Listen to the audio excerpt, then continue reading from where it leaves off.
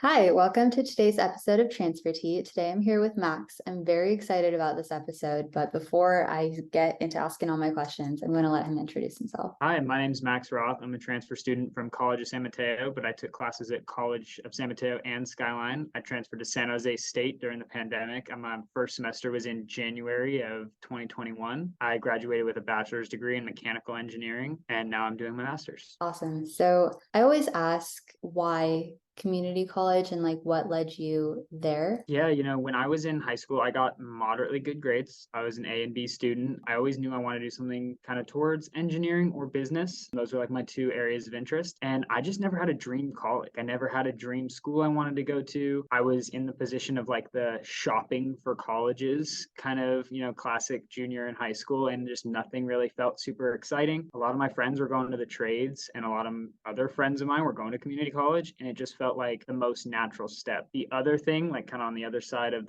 my perspective there, that was super interesting was I really like the idea of having a halfway point to transition. And I don't know, there was something about a 4-year college that was really kind of scary and daunting at like 17, where I was like, I don't know what I want to fully dive into. I don't know what I want to do 100% for my profession. And having the idea of being somewhere for 2 years, 2.5 years, and then being able to pivot and pick anywhere in the country where you could transfer to was just really exciting. It made it seem like it was a shorter term goal. That makes sense. Like that kind of mindset towards like, okay, I have this goal and then the next goal to get to. What I was going to ask is also the engineering and business approach. And I know what you're doing now is a very like unique program as well. How did you figure out which of the two you wanted to study, and how did you even get to the understanding that you wanted to study either or both? Yeah, that's a great question. Growing up, I always felt like I had like the entrepreneurial itch, like when I was in like elementary school, middle school, like my friends and I had like a BMX and skateboard club where we would like make bike chain bracelets. We made our own t-shirts with like Sharpies, and then we ended up screen printing shirts and selling them at like the Makers Fair. And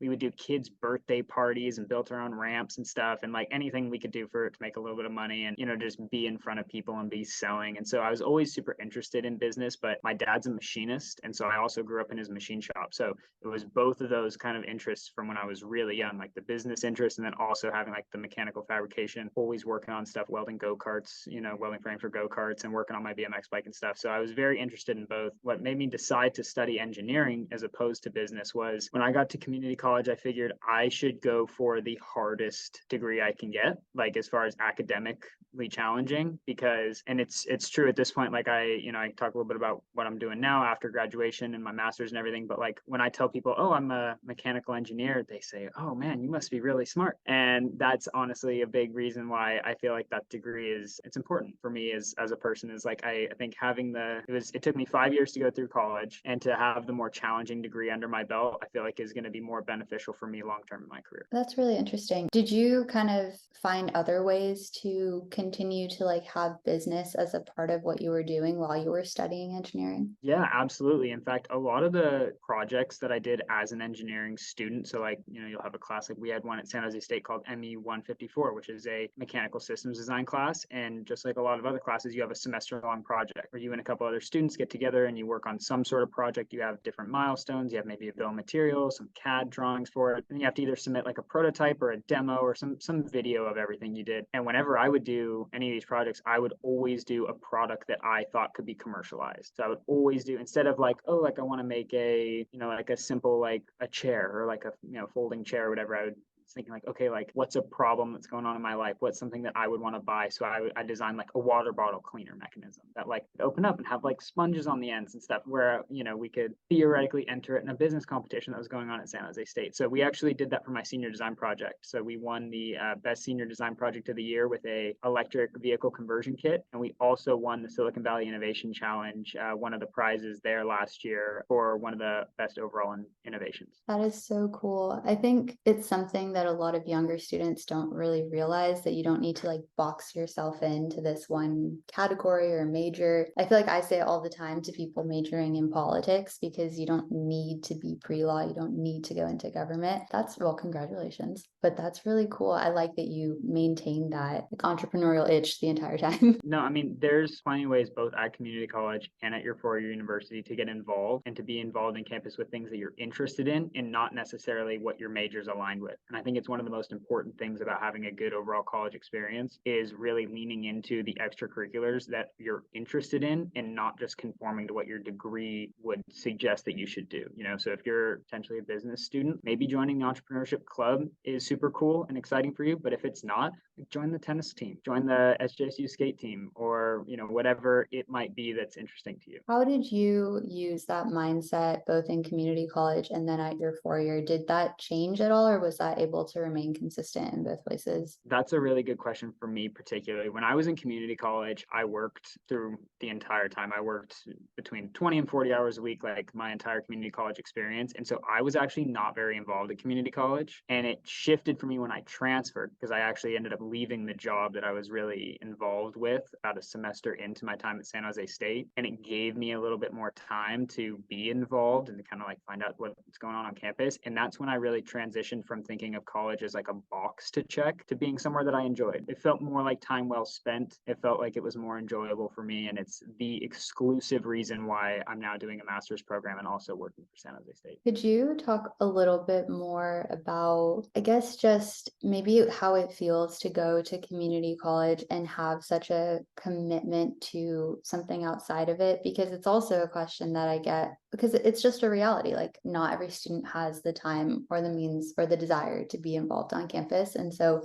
how did you deal with that? And then I'll ask you, I'll wait there. Yeah, no, that's a good question. And in fact, if there's only one thing that anyone takes away from my interview, I think it would be this. Essentially, there's a lot of common associations about how community college is for underserved communities, lower income students, students who are stupid, can't get into a 4-year university that they want to go to right out of college. But for me, the main factor is people look at community college as being the only real area in higher education where it's not your only thing, right? Like when you turn 18, you go to community college, people kind of expect that you also have a job, or that you're working to some capacity, you're taking care of someone, like that. It's like high school in a lot of ways, where it's like, oh, like you're going as a checkbox, but you're not a student, you're a community college student. And I think that that's one of the big challenges that people have to get over in community college, is understanding that when you go to a 4-year university, there's a lot of assumption that, oh, you're a student and this is your job and this is what you do for 4 years, is you kick ass and you're a great student. And at community college, there's this weird assumption that you have to also be working or doing other things. And for me,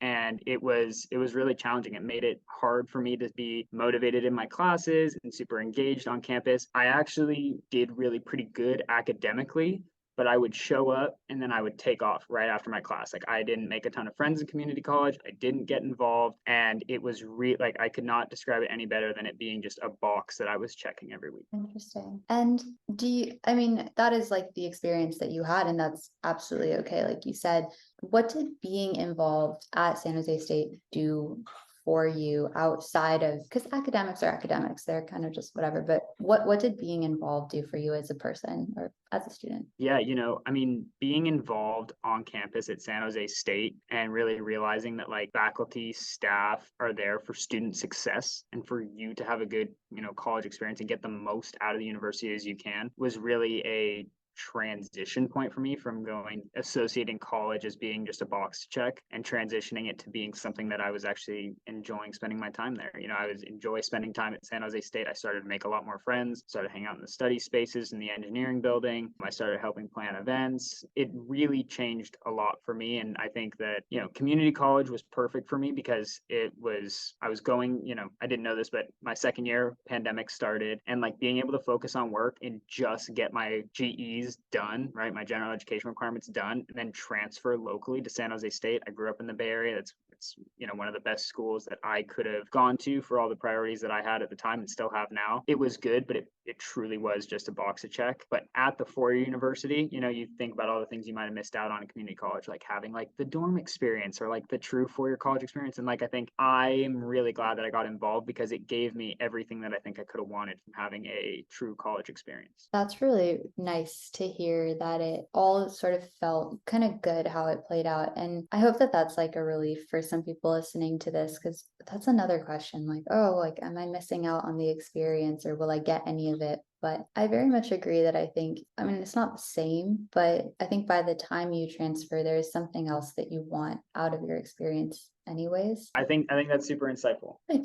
this is a little bit random, but I know you want to talk about scholarships and paying for school. So could you just talk a little bit about what that experience was like for you and how you navigated that as well? Yeah, well, one solid piece of advice, great takeaway, and it's something that a professor told me my first semester at community college was right when you start college, you should create a document or potentially a couple documents that have generic answers, like bio type question answers that you could send to different scholarships, right? Because different scholarships are going to have a list of maybe 20 revolving questions. They're going to be like, what adversities have you overcome? Tell us about your work history or your extracurriculars or the volunteer hours you have. Like, tell us like what inspires you, like what problems do you want to change in the world? And if you start to apply to one or two, keep a really clean, updated document or one or two in a Google Drive folder that's almost like a resume, like a scholarship resume, because it makes applying to scholarships super easy if you have all that documented and you don't have to reinvent the wheel every time. So I applied to a couple of scholarships in community college. I had a teacher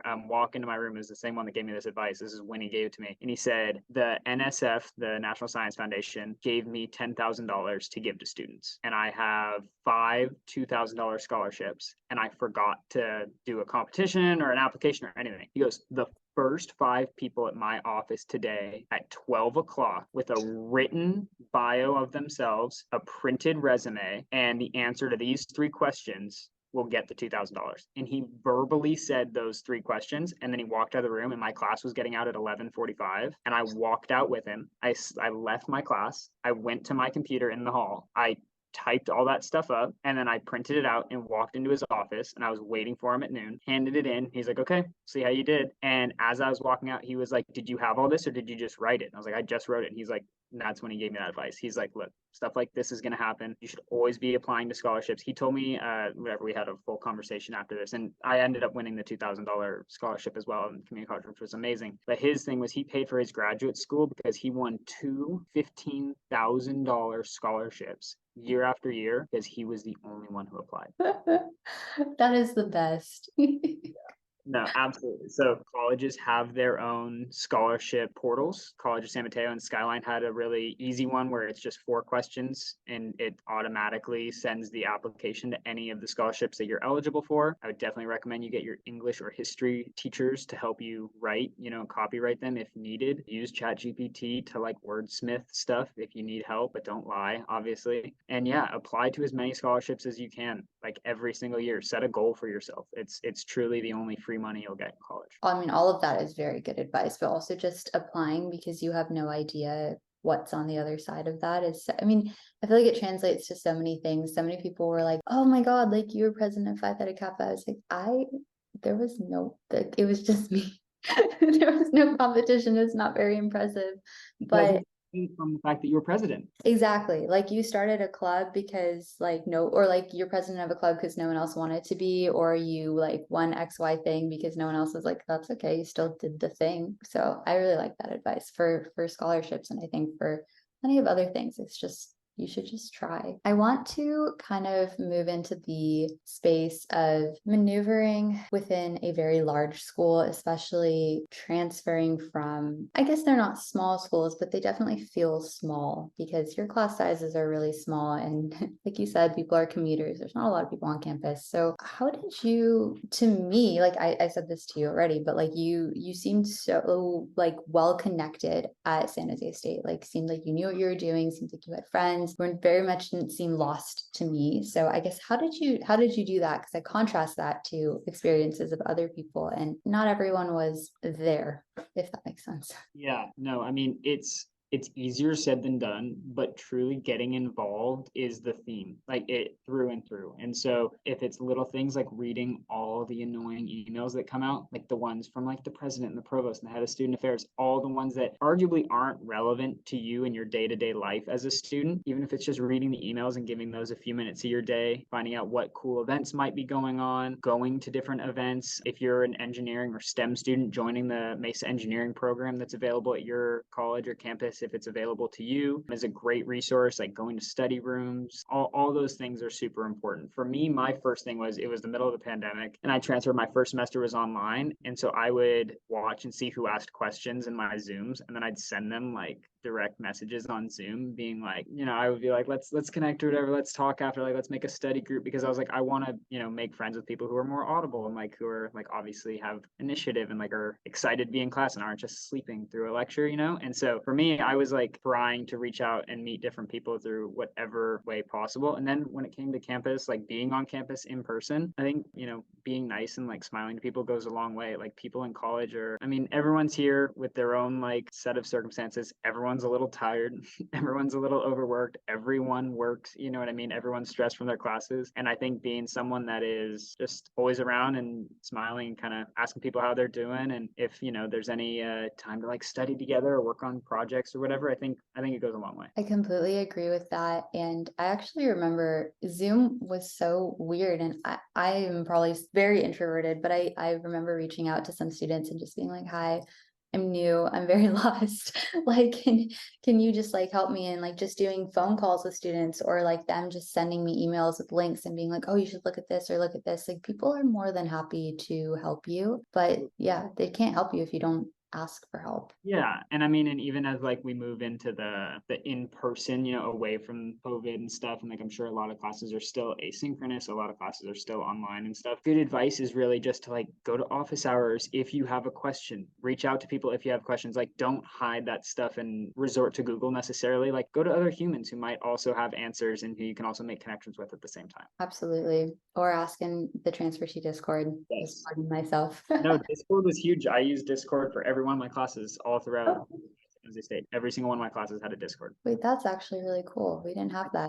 More of a STEM thing, Oh, not necessarily San Jose State. I think most STEM students are on Discord. I didn't have Discord or really know what it was until San Jose State, but every single one of my classes had a Discord, and being active in the Discord is a good way to also earn points to have people send you homework questions on nights when you didn't do the homework, because then they know that you're active and you'll send them back at another point. You'll pay it forward. that is so interesting. Yeah, that makes sense too, because my like social science brain and Discord are not going together very well, but we're figuring it out. Now I can ask you what you're working on and what your master's program is. And also if there's any bits and pieces of entrepreneurship that you want to talk about that you've been working on or that you're particularly excited to share, we can use the space for that. Yeah, no, thank you. So I graduated in May 2023 with a degree in mechanical engineering. I actually have a unique year set up after my graduation. So from May until next May, I have a unique split. So I'm doing a master's program. San Jose State has a master's program called the Interdisciplinary Master's Program, where you can essentially pick your own courses and your own learning outcomes. And as long as you find a full-time faculty tenure track, professor to say that what you're doing is legitimate, you can pick all the courses up to 30 units for your master's across any of the colleges on campus and make your own master's program. So my master's is a entrepreneurial engineering master's. So it's essentially a split between an MBA program and a master's in mechanical engineering. And the head of the mechanical engineering department at San Jose State is my advisor. So I'm doing that part-time, but because I'm doing that part-time, I had an offer to be a medical device engineer, so an R&D engineer. I had interned for the company for the last 2 years. They agreed to take me on part-time for the next year while I pursue the master's. And in addition, I also got a job with the Office of Innovation from San Jose State to be the program manager for the Startup Incubator. So the Startup Incubator is the ecosystem of entrepreneurship on campus. We do speaker series events, student org workshops, we have competitions, we provide money, milestones, and mentorship for students, faculty, staff, and alumni. Wow. I guess just like a last thing. So when people hear like what you just explained, they get really impressed, but then they're like, oh, I could never do that. Could you maybe speak to that a little bit? Because I think your path and your background show that you very much can do the things that you set your mind to, but I'd love to hear from you. Absolutely. I like to be very clear. I am nothing special. I think the only thing that I do well, arguably like above average, is I have good work ethic. Like I'm just very determined to complete something once I start, and I like to be involved. I'm really opportunistic. And so when I was at community college, like going all the way back to high school, I was a good but not phenomenal student. I went to community college because it was the safe, easy bet. I was really excited about the job that I had. I was 18 through when I was 21 when I left to intern at Inquiz, where I was helping to do food distribution in underserved communities, especially during the pandemic. And, like I was saying, like school, I did good, but I wasn't super involved. I was just really checking the box. And it was more about just finding good time to allocate towards my classes and saying, hey, this is something that I'm paying for. This is something that deserves my time and energy, because at some point, someone's going to think that this adds a lot of value to my life, whether I do or not at this time. And then as I move forward to San Jose State, I really did my best to compartmentalize my time and say, this is time for me, this is time for classes, this is time for work. And I did my best to be as productive as I possibly could be during that time. One of my most proud accomplishments at San Jose State is when I was graduating, I was named one of the 2 outstanding graduating seniors. And when I got the award, I thought back to my time at community college. And I was like, if you would have told me as a freshman at community college that San Jose State would be giving me this prestigious award at my graduation, I just wouldn't have believed you, because I wouldn't have believed that San Jose State would have wanted a transfer student to get it. I think that a lot of times people, and myself, discount themselves and disqualify themselves from things that they're eligible for, that they're capable of doing, way too fast. And I think that if you do have a little bit of extra work ethic and patience for the things you're excited about, the things that you have to do, and especially the things you're not excited about, but you have to do, I think it goes a really long way. Good time management, getting good sleep. That is one thing that I also value. I don't stay up super late or wake up super early. Yeah, it's all important. But I think that in the end, just a little bit of extra. And as we were talking about, going all the way back to the beginning, talking about scholarships, it looks like a lot, but you got to also think there's not a ton of people who are always putting themselves in those positions as well. For the Ideas Entrepreneurship Club, I was offered an officer role. I didn't apply for one. You know what I mean? And that transitioned to me being a program coordinator for the Office of Innovation. And then there was no one who was qualified at the time who had been familiar with the program to become the program manager. So I was the natural hire at that point. So some things really do fall into place. You have to set yourself up for it a little bit and get involved. Absolutely. You got to do the work to put yourself there, but it all kind of falls into place afterwards. Yeah. I mean, I got to say, good things bring good things. So if you continue to be involved with things you're excited in and continue to make progress in any direction, just as long as you're swimming, you'll find the place that you want to be. I think that's the perfect way to wrap this up. This is one of the most inspiring conversations to me. It's just been so cool to watch your path, and I'm so excited to see what else you do. But thank you for taking the time in your busy schedule to do this. I was just so excited. So thank you. Well, thank you so much for having me. And I'm really excited. I think I definitely would not have had such a good 4-year experience if I didn't go straight to community college first. Thank you. Honestly, same. Absolutely. I wouldn't have even had that 4-year experience had I not gone. So yeah, hands down. Thank you so much for listening to this episode of Transfer Tea. We'll see you next week for the next one.